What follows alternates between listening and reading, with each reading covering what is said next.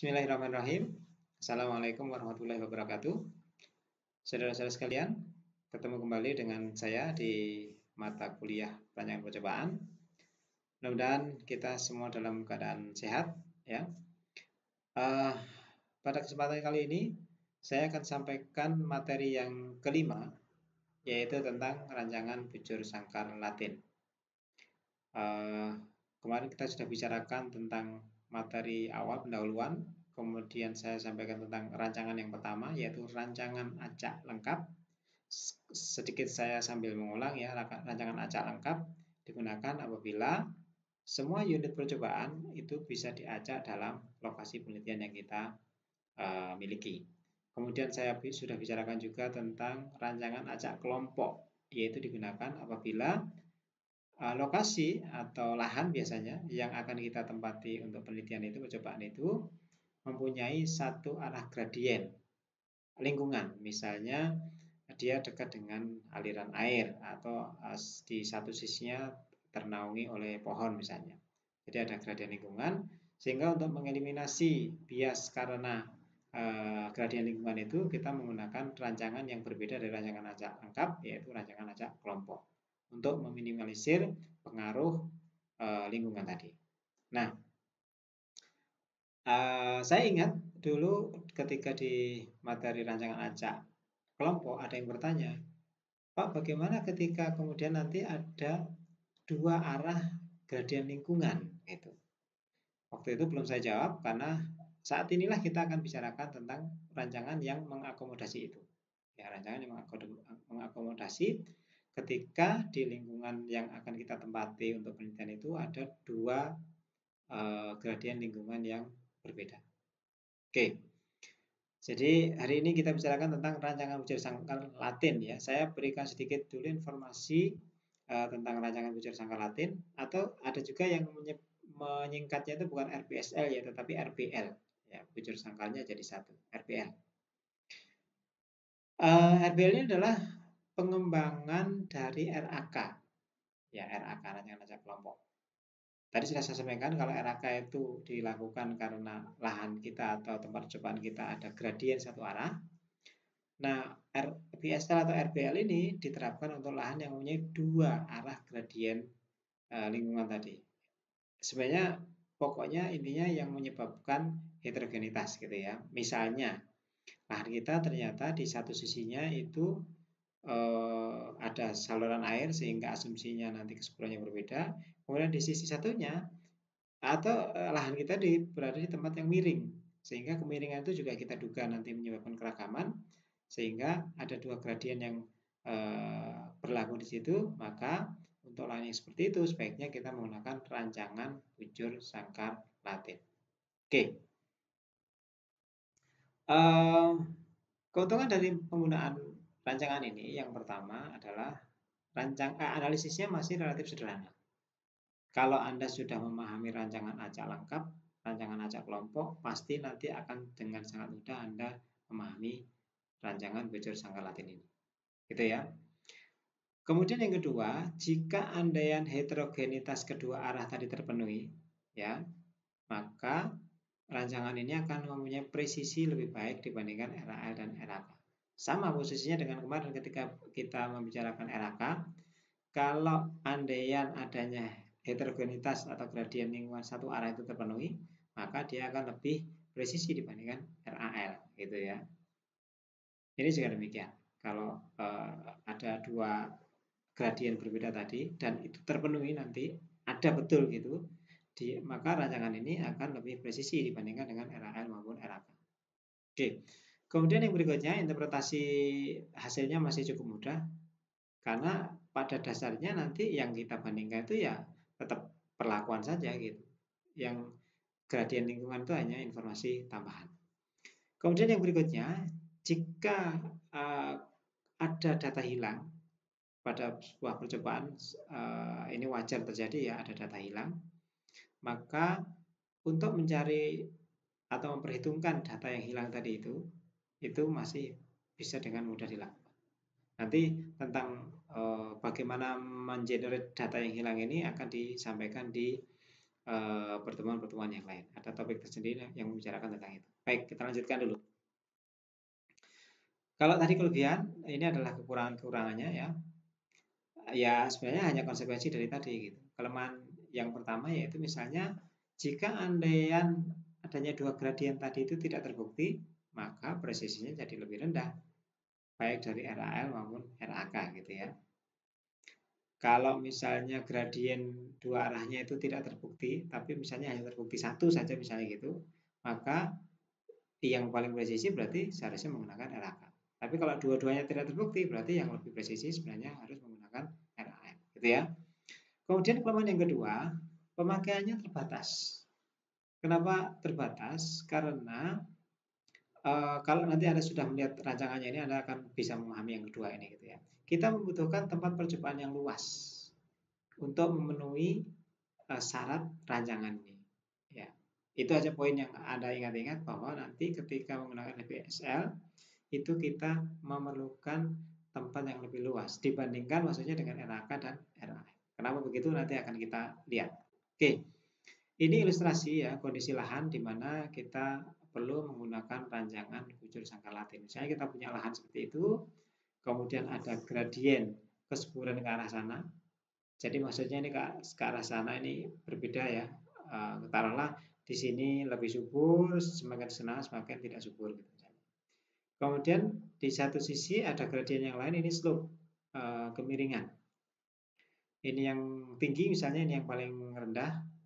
Kenapa slope ini bisa juga menjadi penyebab gradien lingkungan? Ya logika biologinya begini, kalau yang di ketinggian yang lebih rendah itu biasanya kan air mengalir dari atas ke bawah. Maka kesuburan itu relatif akan terakumulasi yang di lebih bawah. Itu asumsi-asumsi kita, bisa terbukti bisa tidak. Tapi ketika itu nanti terbukti, ketika kita menggunakan rancangan ini maka tadi akan lebih presisi. Baik. Nah, seperti halnya rancangan-rancangan yang lain, maka prinsip pengacakan juga harus tetap kita lakukan ya. Harus kita lakukan. Nah, dengan dugaan bahwa kondisi lahan seperti yang kita lihat di atas tadi, maka tentu saja pengacakan tidak bisa dilakukan secara lengkap seperti RAL, ya nggak bisa karena lingkungannya heterogen. Dan juga tidak bisa dilakukan pengacakan di lahan di peta yang lebih kecil seperti hanya di RAK, karena keragamannya dua arah, gitu ya. Nah, terus bagaimana? Untuk mengatasi ini, maka penempatan perlakuan ke dalam satuan percobaan itu harus dilakukan sedemikian rupa sehingga perlakuan tertentu itu hanya terjadi satu kali dalam baris dan satu kali dalam lajur yang sama. Nanti kita akan mengenal apa itu baris atau itu kolom. Jadi bayangkan saja secara imajiner ya bahwa di lahan yang ini tadi nanti Anda akan membaginya dalam baris-baris dan dalam kolom-kolom, gitu ya. Barisnya berapa, kolomnya berapa nanti akan kita lihat, ya. Tapi yang jelas bahwa pengacakan itu harus sedemikian rupa sehingga perlakuan tertentu, misalnya perlakuannya ada A, B, C, D gitu ya. Perlakuan A misalnya gitu, hanya boleh muncul di baris yang pertama tadi satu kali dan di kolom itu juga sekali saja. Nanti akan kita lihat dengan ilustrasi yang nanti kita gambarkan akan lebih jelas. Nah, dengan syarat yang seperti itu, maka pengacakan hanya mungkin dilakukan jika banyaknya perlakuan itu sama dengan banyaknya baris, sama dengan banyaknya lajur. Ada yang menyebut lajur, ada yang menyebut kolom ya. Nanti bisa dipakai dua-duanya, terserah, tapi konsisten. Sekali lagi, karena syarat yang seperti itu, maka pengacakan hanya mungkin terjadi jika banyaknya perlakuan sama dengan banyaknya barisan, sama dengan banyaknya lajur atau kolom. Oke. Nah, untuk bisa memenuhi syarat tadi yang harus muncul hanya bisa muncul sekali tadi, maka harus dipenuhi syarat-syaratnya. Polanya harus pas gitu ya. Nah, biasanya ketika orang merancang layout penelitian ini, maka digunakan simbol-simbol berupa huruf Latin besar. Itulah makanya percobaan rancangan ini disebut sebagai rancangan bujur sangkar Latin, bujur sangkar Latin. Karena nanti bentuknya bujur sangkar tadi, kenapa bujur sangkar? Karena jumlah perlakuan sama dengan jumlah kolom sama dengan jumlah baris, sehingga nanti bentuknya pasti bujur sangkar. Dan karena simbolnya itu lebih sering digunakan huruf kapital, huruf Latin, maka disebut sebagai rancangan bujur sangkar Latin. Nah, jangan khawatir bahwa pola bujur sangkar ini sudah dibakukan ya, jadi sudah ada daftarnya gitu. Anda tinggal pilih saja nanti. Anda bisa juga membuat sendiri, tapi kan daripada repot-repot, pilih saja gitu ya. Nah, risiko kesalahannya lebih kecil gitu ya. Pola yang sudah dibakukan itu disebut sebagai Latin baku. Anda bisa cari di buku-buku perancangan percobaan, di buku statistik, atau sekarang gampangnya nyari di internet ya. Anda akan dengan mudah mendapatkannya itu. Ini sekedar contoh ya, ada Latin baku 4 kali 4 kali 4, maksudnya begitu. Berarti kan pelakuannya ada 4, A, B, C, D.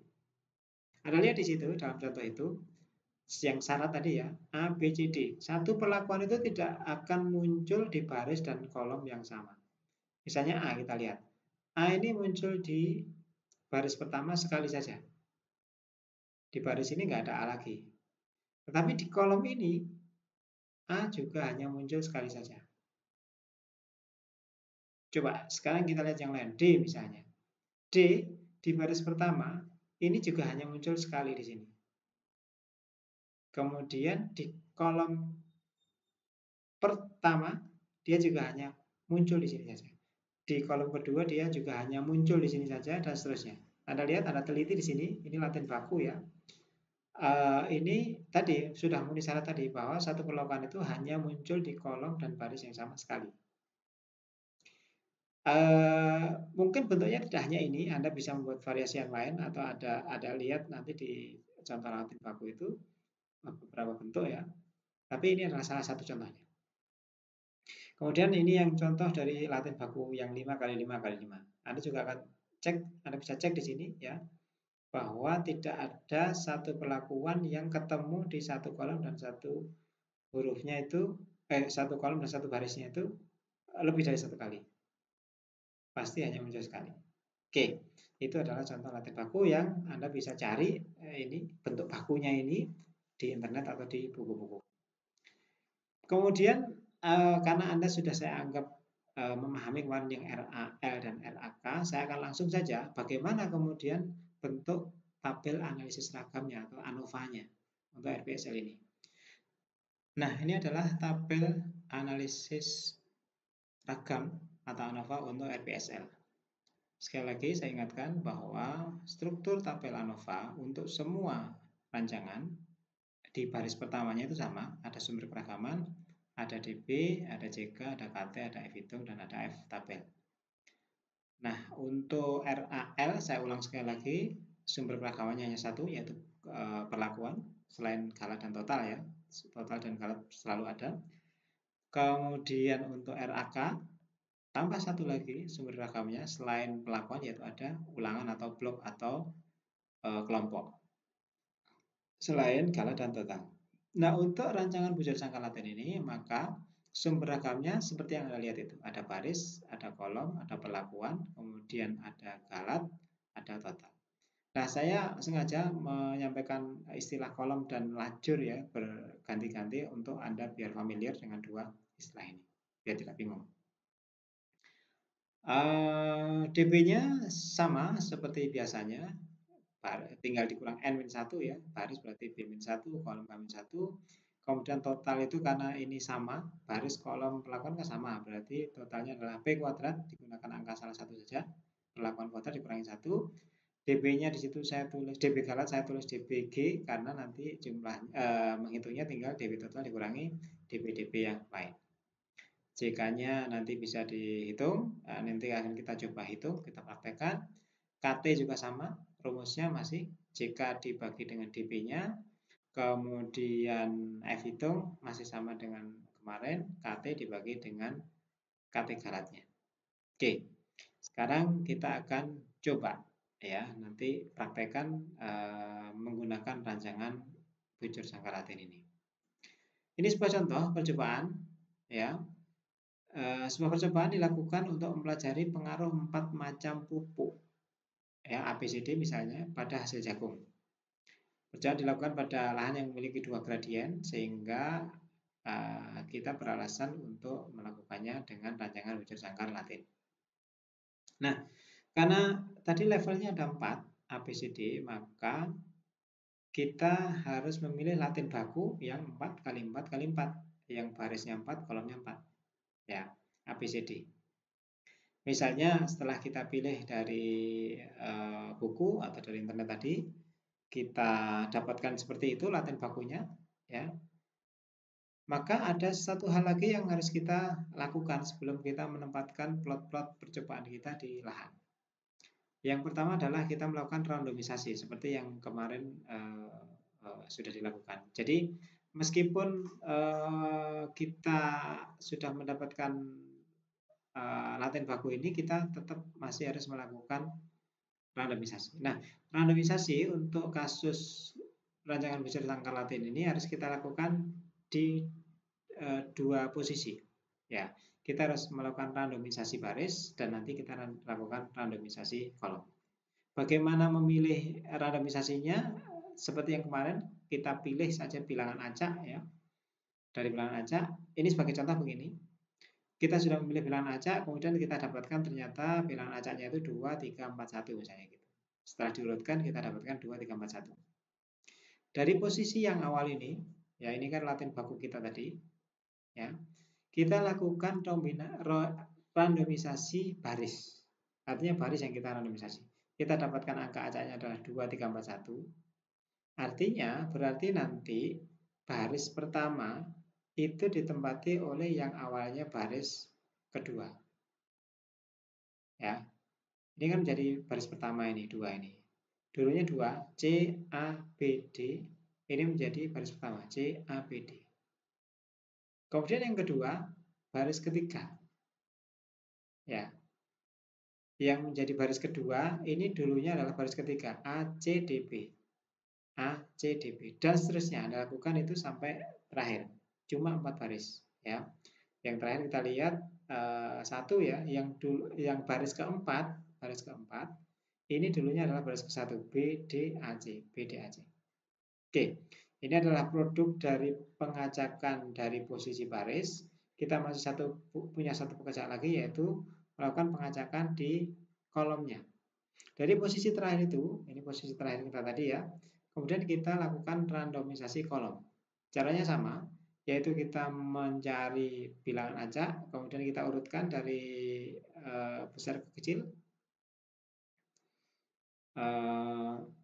Bukan diurutkan besar ke kecil, ya. Jadi setelah kita mendapatkan bilangan acak, maka kita beri order. Nah, kebetulan misalnya kita dapatkan ordernya seperti ini, 4, 2, 1, 3, yang 4, 2, 1, 3, maka kita lakukan pengacakan di posisi kolom. Ini adalah posisi terakhir, sekarang posisi kolom. 4, maksudnya ini kita bicara tentang kolom, ya. Posisi 1 ini mestinya adalah dulunya di kolom yang keempat. Kita lihat kolom keempat dulunya di BAC. Sekarang menjadi kolom 1 di BAC.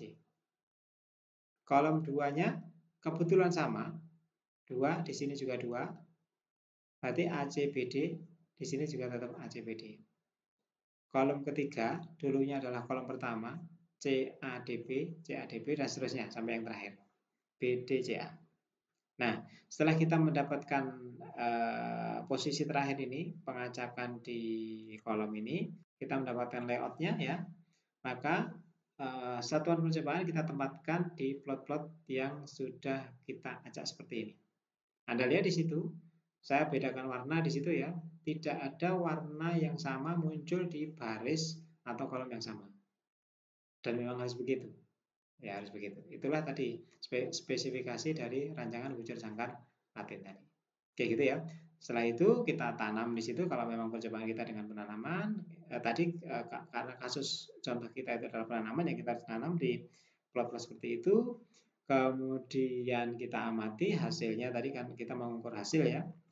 Misalnya kita dapatkan seperti ini. data hasil pengamatannya. Nah, ini adalah contoh bagaimana kita mencatat hasil pengamatan ya.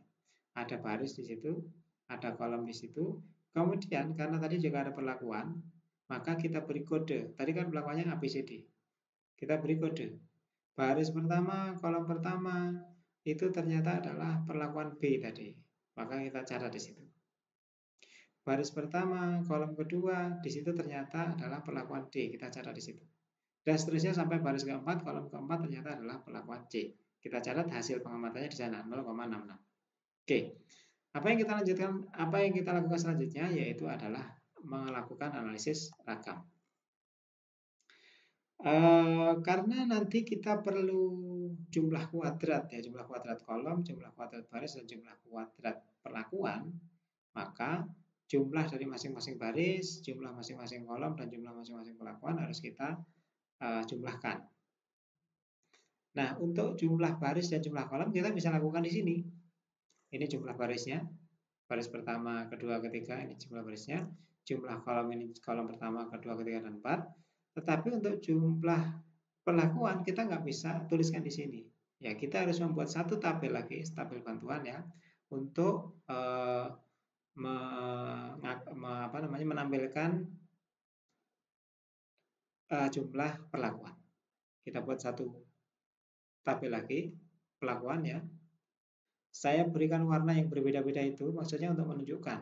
Ya, saya beri warna misalnya yang A itu merah, yang B hijau dan seterusnya. Di sini biar nanti Anda mudah melacaknya. Jumlah A tadi berarti ya A ini dijumlahkan. A yang ini, A ini, A ini, A ini dikumpulkan, dijumlahkan menjadi ini. B juga demikian, C demikian, D demikian, dan ini adalah rata-ratanya. Nah, rata-rata ini nanti gunanya di akhir nanti ya sebenarnya. Kalau untuk analisis ragam ini tidak diperlukan. Ini nanti diperlukan ketika Anda sudah mau melakukan uji pembandingan. Nah, Anda sudah belajar uji pembandingan di pertemuan berikut sebelumnya. Nanti ini angka-angka inilah yang akan dibanding-bandingkan. Oke, kita teruskan dulu. Nah, ini adalah cara penghitungan komponen analisis ragam. Pertama kali, jangan lupa kita menghitung faktor koreksi. Faktor koreksi caranya sama, jumlah total data dikuadratkan dibagi jumlah semua data.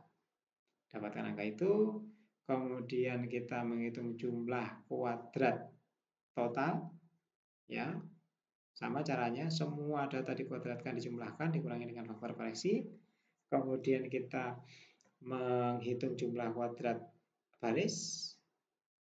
Jumlah kuadrat baris mana coba kita lihat, 5,62, 5,17 itu yang dikuadratkan dan dijumlahkan. Jumlah kuadrat baris 5,62, 5,17. Jadi ini yang dijumlahkan ya, baris sama dengan RAK dan RAL posisinya ya. Kemudian yang kita hitung berikutnya adalah jumlah kuadrat kelompok, jumlah kuadrat kolom. Ya, sama caranya. Nah, ini harus diingat-ingat, harus ada pembagi di situ ya. Sudah saya sampaikan dulu di kuliah sebelumnya. Pembagi, kenapa di sini dibagi 4? Ya karena komponen datanya tadi kan 4 ini. 5,62 tambah satu data lagi, tambah satu data lagi, tambah 5,17 kan 4. Jadi pembaginya 4. Nah, enaknya kalau di bujur sangkar Latin ini karena ini pasti sama ya. B, K, dan B ini kan pasti sama. Pembaginya sama karena jumlahnya sama. Kemudian dikurangi faktor koreksi, ini hasilnya. Jumlah kuadrat galatnya tinggal kurangkan jumlah kuadrat total, dikurangi JKB, kurangi JKK, kurangi JKP. Ketemu hasilnya. Kita sudah akan bisa melengkapi tabel ANOVA-nya. Tadi DB untuk bujur sangkar Latin sudah saya sampaikan ya dengan rumus seperti tadi. Ini hasilnya. Kemudian JK yang barusan kita hitung kita tuliskan di sana. Kuadrat tengah tinggal kita hitung dengan cara membagi JK dibagi DB-nya. Baginya sama semua ini. Kemudian F hitung juga sama. Cara menghitungnya tinggal KT dibagi dengan KT baris misalnya. Untuk F hitung baris dibagi dengan KT galatnya. Ini ketemunya 0,47, 12,82, 6,59. Nah, kemudian selanjutnya kita cari angka F tabel. Dalam hal ini saya contohkan menggunakan yang 5% ya. Caranya sama, untuk mencari nilai F tabelnya sama dengan dua rancangan yang sebelumnya, menggunakan derajat bebas dari yang kita cari, baris atau kolom atau perlakuan, dan galatnya. Nah, untungnya kalau di dalam rancangan bujur sangka Latin ini, karena baris, kolom, dan perlakuannya itu sama dp-nya, sehingga angka F tabelnya juga pasti sama. Kita nyari satu saja, akan ketemu nanti untuk tiga-tiganya. Selanjutnya apa? Ya, kalau sudah ketemu begini, saya ringkas saja karena Anda sudah belajar di RAL dan RAK. Tinggal kita bandingkan antara F hitung dan F tabel untuk membuat kesimpulan. Ingat bahwa kesimpulan bisa kita berikan notasi di sini ya, kode di sini. Kalau NS ini berarti non signifikan atau boleh juga diberi kode TN. Itu kalau F hitungnya lebih kecil dibandingkan dengan F tabel. Dalam hal ini dengan 5% ternyata lebih kecil. Nah, untuk yang kolom ternyata berbeda dia. Ingat, dulu sudah pernah saya sampaikan, bintang 2 artinya dia lebih besar dari yang 1% sekalipun. Tentu saja yang 5% juga pasti lebih besar gitu ya. Tapi kebetulan yang dengan 1% pun dia lebih besar, jadi bintangnya 2. Yang ini lebih besar, sehingga bintangnya 1 berbeda. Jadi, apa kesimpulannya? Kesimpulannya, karena F hitung perlakuan lebih besar dibandingkan dengan F tabelnya, maka antar perlakuan berbeda nyata. Jadi antar perlakuan apa tadi, pupuk tadi ya, itu ternyata berbeda-beda di hasilnya. Kemudian F hitung baris lebih kecil dari F tabel, maka ternyata berarti baris itu tidak beda nyata. Artinya tidak ada gradien yang satu arah tadi di barisnya tadi. Tinggal lihat posisinya tadi, yang mana itu, yang faktor yang mana itu yang merupakan baris.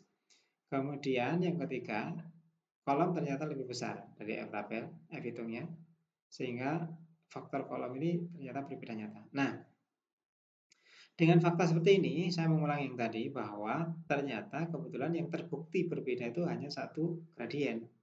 Jadi mestinya gimana? Mestinya kalau ini tadi dilakukan dengan rancangan acak kelompok itu lebih efisien.